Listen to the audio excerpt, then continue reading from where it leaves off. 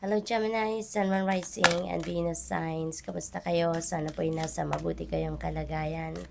Welcome back po sa Star Tarot. Kung bago kayo dito, welcome din kayo. Thank you sa inyong support. I truly appreciate it. God bless you all. Una mensahe ni Gemini, new life, napakaganda, no? This is a new beginning energy.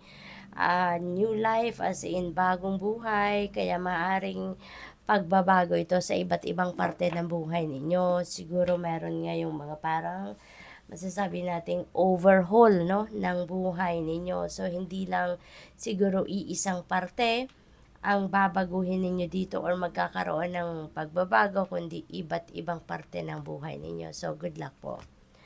We have go the distance. Maaaring malayo ang iniisip ng iba sa inyo sa ngayon. Maybe because of pagpaplano, kung papaano ninyo ina-navigate yung bagong buhay na tatahakin ninyo. For some of you, siguro you are setting new goals. Maybe hindi lang short term, kundi long term goals din. Kaya malayo, no? Maaari din ang iba sa inyo dito is going to travel. So siguro meron ding pagbabiyaheng gagawin ng iba sa inyo dito, Gemini. Maybe you are going somewhere na baka malayong lugar. So pwedeng magro-road trip ang iba sa inyo sa ngayon. Maaari din naman na flying. So, depende sa inyong sitwasyon, no? But some of you is going to travel.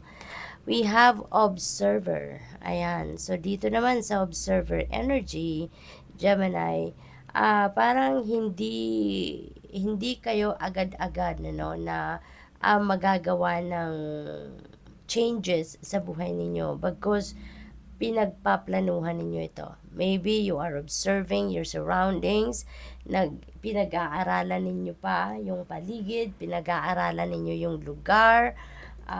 Kasi kung relocation ito, so siguro hindi ito basta-basta gusto ko nang lumipat sa ganitong lugar.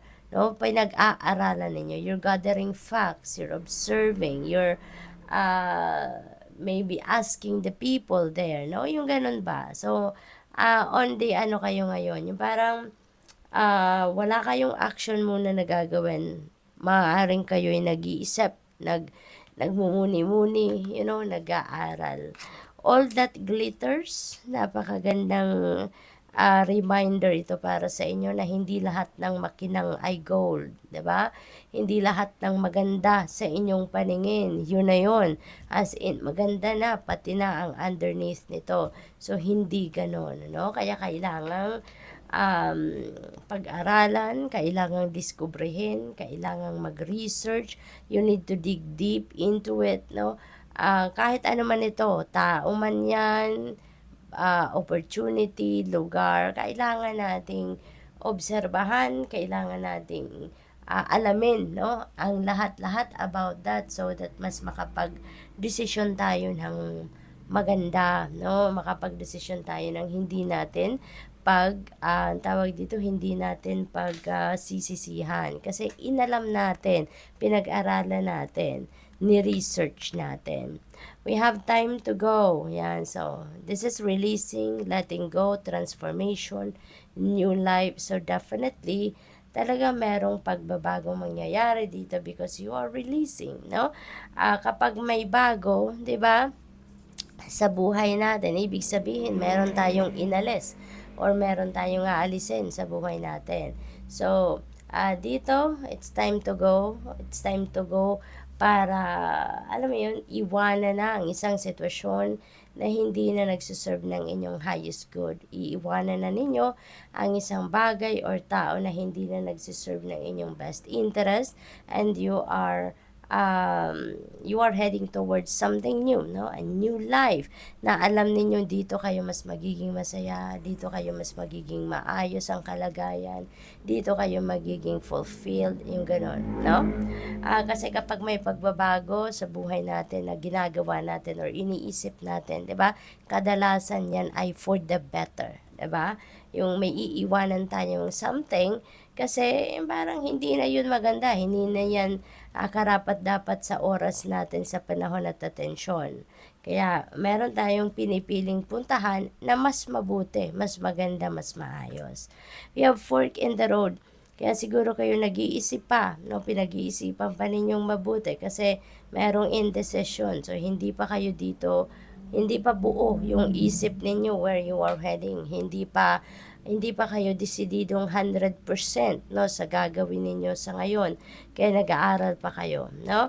Pinag-aaralan ninyo, nag-oobserba pa kayo kasi nga no, dahil dito sa indecision because maybe yung basehan ng inyong magiging decision dito it's not enough pa, no? Kumbaga. What else? We have clean it up. Ayan. So, puro releasing kayo. Puro paglilinis sa buhay, paglilinis sa space, sa living space, work space, yung ganon. At siguro pati yung clean it up energy na to, that would also resonate cleaning ng inyong energy field, ng inyong isip, ng inyong damdamin. Kasi nga, maaaring marami din kayong iniisip, marami din kayong halo-halong nararamdaman, no? At maybe dahil marami pa sigurong negativity din, ano, na nandiyan dyan. Kaya tuloy, ano yun, naguguluhan kayo. Kaya stage kayo ng fork in the road, no? So, it's time to clean up. It's time to release something, no, na clutter na lang sa buhay ninyo.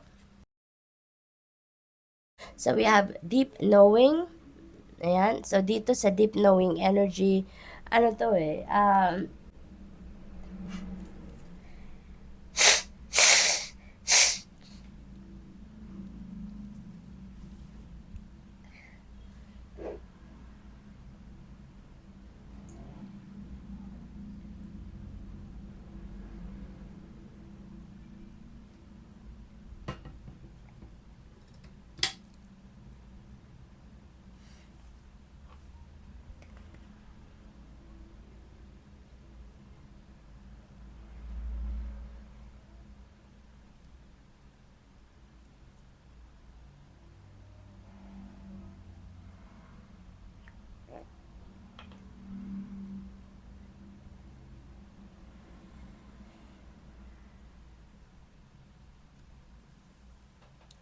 you're being invited here, no, to tune into your intuition, tap into your soul kayo because your soul knows kung ano ang best para sa'yo. Your soul knows kung alin yung path na mabuti or makakabuti para sa inyo. Kaya dito sa indecision na to na kinakaharap ninyo, hindi lahat kailangang external ang panggagalingan ng inyong knowledge, no? Hindi lahat external yung panggagalingan ng alam or kaalaman dito para kayo ay makapagdesisyon ng maayos. We also have to tune into our intuition and follow the guidance of the universe. We also need to tap into our soul, no?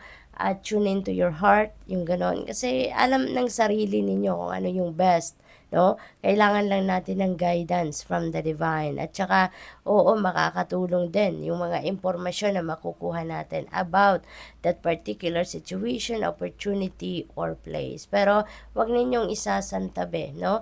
Yung pag-check in ninyo sa soul ninyo because your soul also knows kung ano ang best para sa'yo. So, good luck. Thank you for watching. Love and light. Namaste.